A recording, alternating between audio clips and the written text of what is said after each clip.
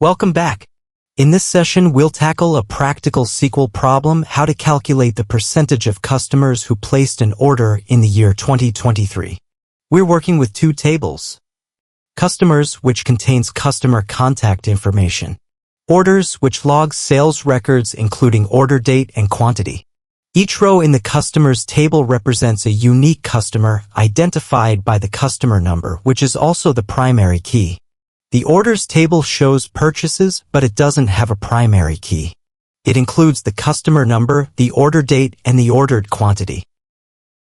Our task is to write a solution to find the percentage of the customers who ordered in 2023. The result should be rounded to 2 decimals.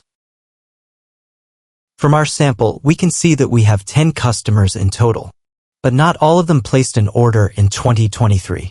Looking at the order date column, customers who placed orders with dates like 230131 or 231128 are counted as having ordered in 2023. In total, 4 out of 10 customers placed at least one order in 2023. That gives us our answer. For divided by 10 equals 0.4 or 40%. Let's write a SQL query to calculate actual percentage of our database automatically. This solution uses a left join between customers and orders with a condition to only include orders from 2023. Count distinct O.customer number gives us the number of unique customers who ordered in 2023. Count distinct C.customer number gives us the total number of customers. Multiply that fraction by 100 and we round the result to 2 decimals using the round function.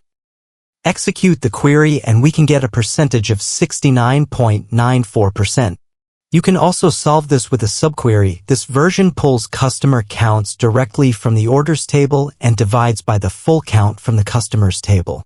Both approaches return the same result, 69.94%, but they approach the problem differently.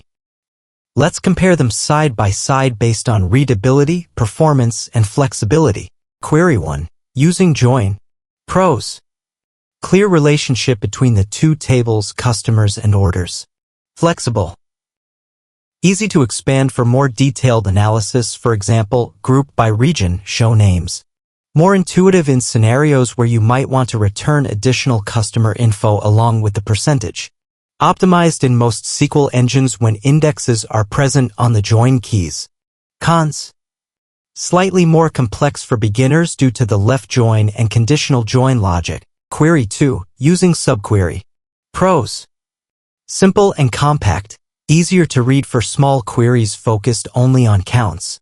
Ideal when you only need a single scalar result and nothing else. Cons. Less flexible, harder to extend for more detailed output, e.g., customer names or grouping. May perform worse on large datasets since the subquery select count from customers runs separately and may not be cached depending on the SQL engine. Relies only on orders, so you lose visibility into customers with no orders unless specifically handled. Let's recap. We use count distinct to count unique customers. Filter by date using between. Use join or a subquery to combine customer and order data. Round to 2 decimals with round. Recommendation. Use the join version if you plan to extend the query, for example, add group by customer segments. You want cleaner structure in larger queries. Your database engine optimizes joins well. Use the subquery version if you want a quick one-off percentage. You're working in a simple script with no need for additional columns. And that's how you calculate customer engagement by year using SQL. Keep practicing and you'll master SQL one query at a time. Thanks for watching. If you found this video helpful, please like, comment, subscribe, and share this channel. Thank you.